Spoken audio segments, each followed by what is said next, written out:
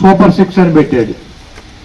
45 సంవత్సరాలు దాటినటువంటి ప్రతి మహిళకి పెన్షన్ ఇచ్చేస్తా, ఎస్సీ ఎస్టీ బీసీ మైనార్టీలకి. అసలు 18 సంవత్సరాలు దాటినటువంటి ప్రతి మహిళకి నెలకు 1500 రూపాయలు ఇచ్చేస్తా, నిరుద్యోగ వృత్తి ఇచ్చేస్తా, డ్వాక్రా మహిళలకు రుణాలు రద్దు చేసేస్తా.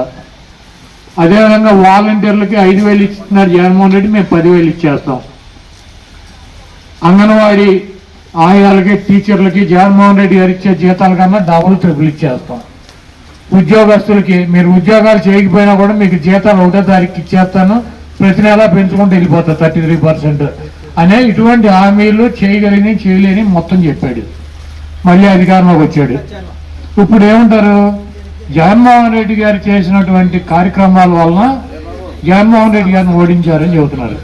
జగన్మోహన్ రెడ్డి గారు చేసినటువంటి కార్యక్రమాల వలన జగన్మోహన్ రెడ్డి గారు ఓడిపోతాం కాదు, చంద్రబాబు చేసినటువంటి దొంగ వాగ్దానాల వలన జగన్మోహన్ రెడ్డి గారు ఓడిపోయారు. ఈరోజు ఈ రాష్ట్రంలో వైఎస్ఆర్ కాంగ్రెస్ పార్టీలో ఉన్నటువంటి ప్రతి వ్యక్తి ఓడిపోయినా గెలిచినా ఎవడైనా సరే మా నాయకుడు ఈ కార్యక్రమాలు చేస్తానని చెప్పి అధికారంలోకి వచ్చాము.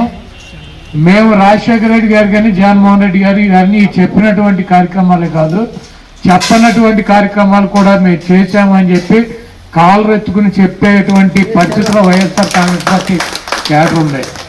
ఈరోజు చంద్రబాబు నాయుడు, పవన్ కళ్యాణ్, మోడీ గారు ఆధ్వర్యమైనటువంటి కూటమిలో దొంగ వాగ్దానాలు చేసి ఆ పార్టీ నాయకత్వమే మేము ఇస్తాడనుకుని మేము చెప్పాము, మాదే ఉంది ఆయన ఇవ్వట్లేదని చెప్పి ఈ నెపాలని చంద్రబాబు నాయుడు మీద నెట్టేటువంటి పరిస్థితి ఆ పార్టీలే వచ్చినాయి. Please subscribe .news.